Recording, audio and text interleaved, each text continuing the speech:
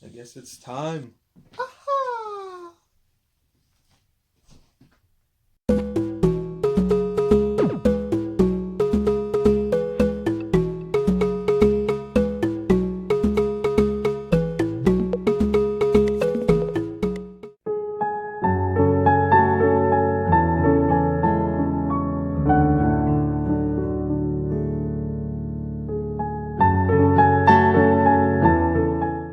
Their ship shot straight up into the sky, and soon they were in the clouds and heading to a destination none of them knew.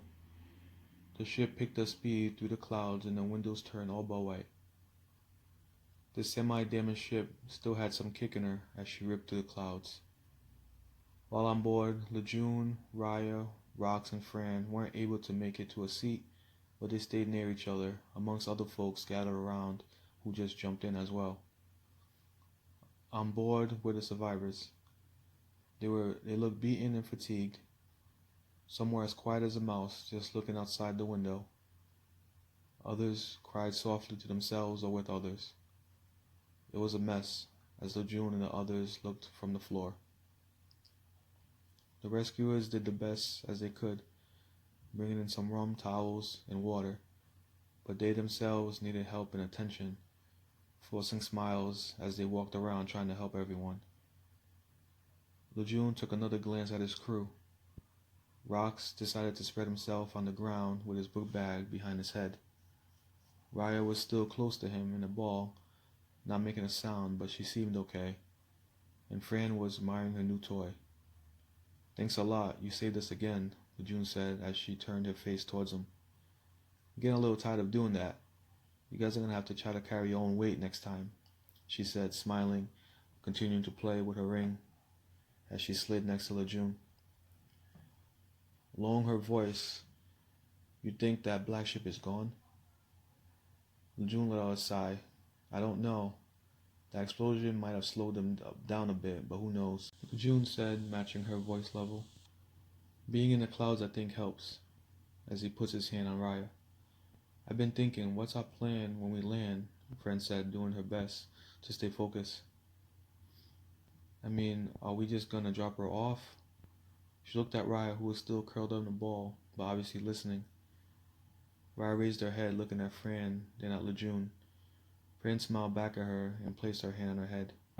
Raya then scooted next to her and placed her head on her lap. Fran sighs, "Don't do this to me, little one." "What are we supposed to do?" Lejeune says, looking at her sarcastically. Fran keeps her eye on Raya while speaking to Lejeune. "Yes, I agree to taking her out of the burning ship and getting her to safety, but coming with us, that's crazy. We can barely take care of ourselves. We almost died like 3 times out there," Fran sighs again and takes a deep breath. "I guess we keep her," Lejeune smiles, looking at Fran uncomfortable. "I've been thinking a lot too about her and this mission to give these objects back, and he pauses. "It's just the process of putting everything together from what they just went through is a lot and needs more time. All I know is that we always stuck together, and we always go through some incredible odds sometimes, but we always make it. You, Rox, and I. So I say she stays, and we do this again, together, and we come up on top like we always do." Fran looks at her ring again. I'm starting to really like this thing. How do we go about this mission and bringing these to Mr. Marks?" Raya sits up and holds Fran's hand, then Lejeune's, and shakes her head. She then points to each of the objects and makes a K shape with her fingers and directs it at both of them. Fran's face lights up. Her voice gets a little louder. "I don't know much about sign, but I think she wants us to keep it." Lejeune's face tells it all. "What?" Then out of nowhere, Rock's head pops up. "What's going on? What are we keeping?"